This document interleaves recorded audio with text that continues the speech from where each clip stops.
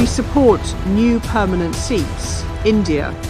France thus supports the candidacies of India. The United Arab Emirates reiterates its endorsement of India's bid for permanent membership.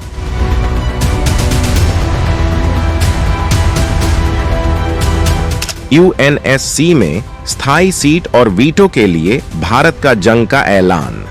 अब veto और स्थायी seat के लिए are पार की लड़ाई के मूड में भारत। अब भारत को स्थायी सीट नहीं तो फिर भारत छोड़ देगा यूएन संगठन को ही। भारत ने यूएन की फंडिंग में कर डाली भारी भरकम कटौती। यूएन पीस कीपिंग में जाने वाले भारतीय सैनिकों को भी वापस बुला रहा है भारत। क्या भारत ने कर डाली है यूएन से खुद को अलग करने की तैयारी? हमने आपको पिछले वीडियो में बताया था कि भारत अब यूएनएससी को लेकर कुछ बड़ा करने वाला है। खुद एस जयशंकर ने पूरे विश्वास के साथ कहा था कि इसी साल भारत को वीटो भी मिलेगा और स्थायी सीट भी मिलेगी।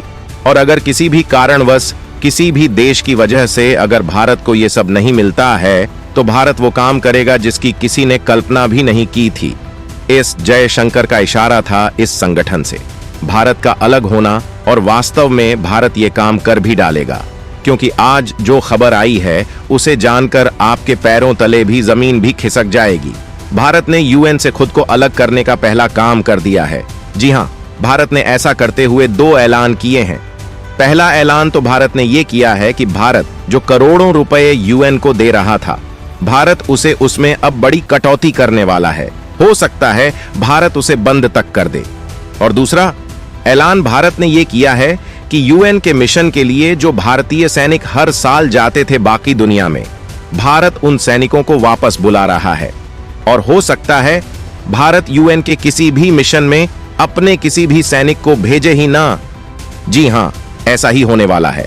और भारत ने यह काम ऐसे ही नहीं किया है, बल्कि भारत इसके आगे भी यूएन को हिला देने वाले एक्शन लेने वाला है, जिसके बाद खुद यूएन चीफ भारत आकर भारत को यूएन की स्थायी सीट देने के लिए मजबूर हो जाएंगे। और चीन जैसे देशों की हिम्मत भी नहीं होगी कि भारत के रास्ते का रोड बन जाए। हम आपको पूरी खबर बताते हैं, तो लेकिन उससे पहले आप इस वीडियो पर अपना एक लाइक मोदी सरकार के इस दमदार एक्शन को सपोर्ट करने के लिए कर दीजिएगा, और कमेंट लिख जय हिंद जय भारत जरूर लिखिएगा। और साथ ही चैनल पर नए हैं तो चैनल को भी सब्सक्राइब कर लीजिए। तो चलिए अब आपको पूरी खबर विस्तार से बताते हैं। दोस्तों, भारत ने अभी तक का सबसे सख्त कदम उठाते हुए यूनाइटेड नेशंस की फंडिंग में भारी कटौती कर दी है, और ऐसी रिपोर्ट आ रही है कि बहुत जल्द भारत सरकार यूएन पीस कीपिंग फोर्स से भारतीय सैनिकों को वापस बुला सकती है। इतना ही नहीं, भारतीय राष्ट्रीय सुरक्षा प्रतिष्ठान के एक वरिष्ठ सदस्य ने भी भारत से विश्व स्तर पर शांति मिशनों से अपने सैनिकों को हटाने का संकेत दिया है। भारत ने इतना बड़ा फैसला इसलिए लेना सही समझा है क्योंकि लगातार संयुक्त राष्ट्र सुरक्षा परिषद में स्थायी सदस्यता के लिए जोर दे रही है, लेकिन इसकी कान में जूं तक नहीं रेंग रहा है। अब भारत यूएन को दिए जाने वाली इस राशि को कितना कम कर चुका है, ये जान लीजिए। दरअसल दोस्तों, 2024-25 के लिए अंतरिम बजट में बिम्स्टेक, सार्क और संयुक्त राष्ट्र सहित अंतरराष्ट्रीय निकायों पर खर्च करने के लिए विदेश मंत्रालय के लिए 558 करोड़ रुपए का अनुमान लगाया गया था। 2023-24 के संशोधित अनुमान में वित्त मंत्रालय ने वैश्विक संस्थाओं के योगदान के लिए 866 करोड़ रुपए प्रदान किए हैं। मिसाल के तौर पर जून 2024 तक नई भारत सरकार की स्थापना के बाद इस साल के अंत में पेश किया जाने वाला नियमित बजट में इस राशि को बढ़ाने का काम किया है। अब भारतीय विदेश मंत्रालय ने यूएनएससी को 2023-24 के लिए सिर्फ 175 करोड़ रुपए देने का फैसला किया है, जो पिछले साल के मुकाबले 54% से ज्यादा की कटौती है। जबकि इससे पिछले साल भारत ने यूएनएससी को 342 करोड़ रुपए दिए थे। दोस्तों, भारत लगातार यूएनएससी में सुधारों की मांग करता आया है। भारत, ब्राजील, जर्मनी और जापान, ये चारों मिलकर G4 का निर्माण करते हैं और लगातार यूएनएससी में तत्काल सुधारों की मांग करते आए हैं, ताकि मौजूदा जियोपॉलिटिकल हकीकतों का समाधान किया जा सके।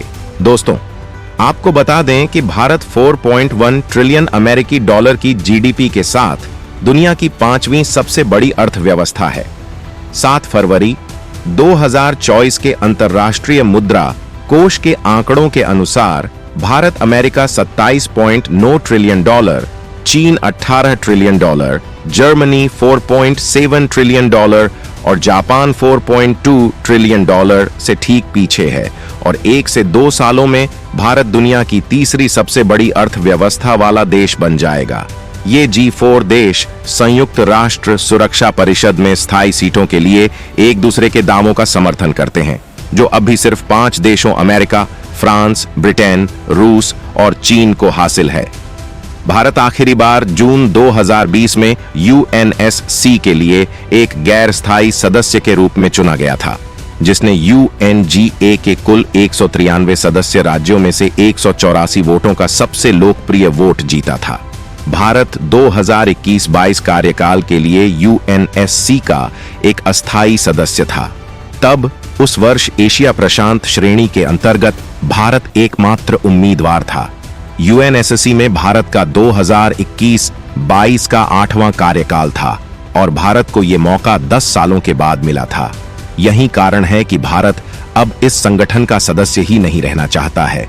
इसके लिए भारत अब ना तो समय की बर्बादी करना चाहता है और ना ही अपने सैनिकों को UN के किसी मिशन पर भेजना चाहता है।